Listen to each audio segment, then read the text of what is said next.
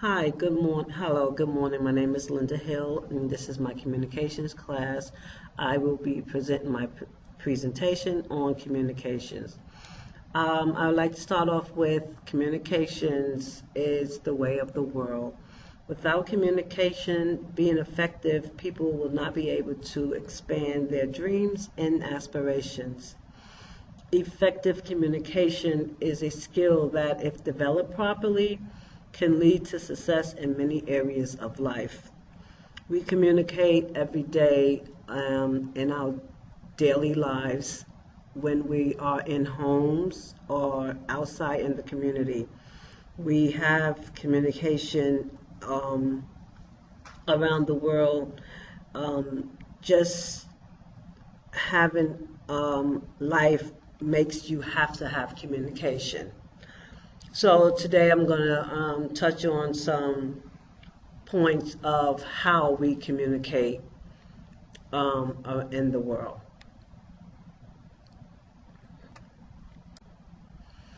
All right, first, effective communication.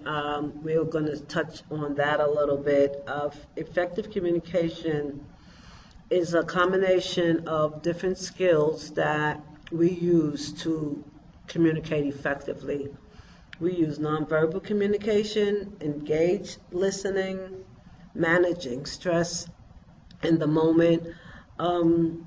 We have to have the ability to communicate assertively, and we also need to recognize and understand our own emotions during the time of communicating with people. Effective communication is about exchanging information and understanding the information being given during the time of communicating. Communication is also a two-way street. Without communicating with someone, there's no communication being given. You have to have a take and give relationship when you're communicating with someone. And also, the more effective you are with communicating and explaining yourself and giving different examples, the more successful you'll be with receiving return answers in your communicating. Next, we will talk about barriers to communication. We have several barriers that sometimes withdraw us from being able to communicate effectively. We are human beings that sometimes get overwhelmed, and stress can become a barrier for communication. We can become unable to stay on task. Due to stress, we can become inconsistent with our communication. We can get off key with our communication. We can have a lot of emotional distress that can keep us from communicating and understanding what and why we're communicating. It could just completely throw us off in unbalance. During communicating, we need to make sure that we have good body language, because sometimes your body language can make you appear as if you're being aggressive, or it can mislead a person to thinking that you're saying one thing with your mouth, but your body language is saying something totally different. Next, we're going to speak about public speaking. With public speaking, that is something that we do every day in our lives. It's necessary for us to be able to speak in the public, whether we be at work or in the community or at an outing or at a fair with families and friends. We do publicly speaking. The importance of presenting a presentation in front of an audience would be something of public speaking. We can be inspired by our own voices sometimes. So when we're presenting a speech in front of an audience, we need to make sure that we are speaking clearly and the audience is understanding what we're speaking about. There's a lot of importance in advancing in public speaking. It can help to give you a better presentation and boosting your confidence level during your speaking.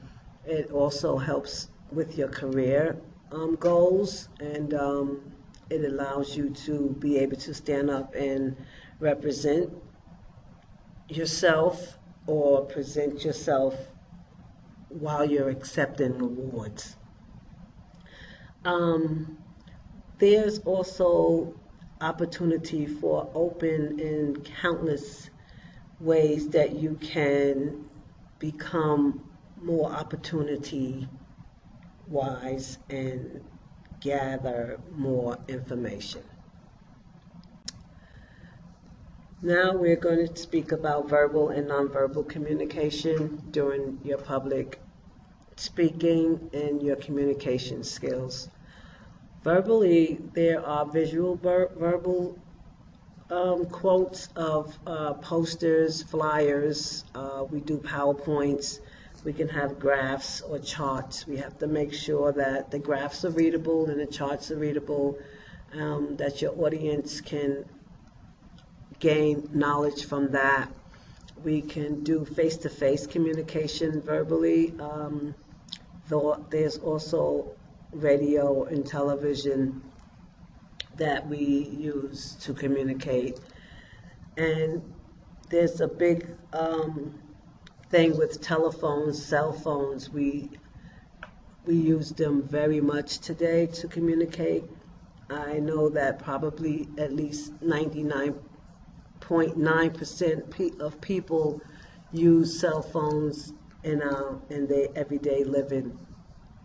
We use nonverbal communication. Our body language and our gestures are two important factors with communication, because by our gestures and our body language, people tend to read us and make an opinion about us.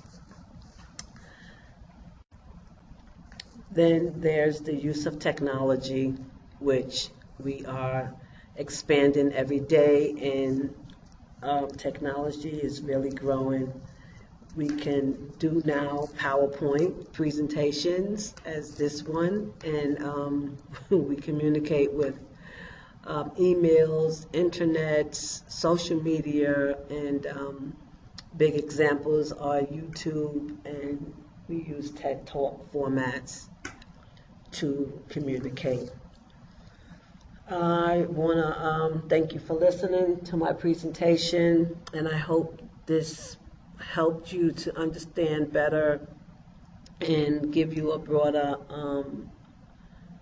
education on communication skills. Thank you.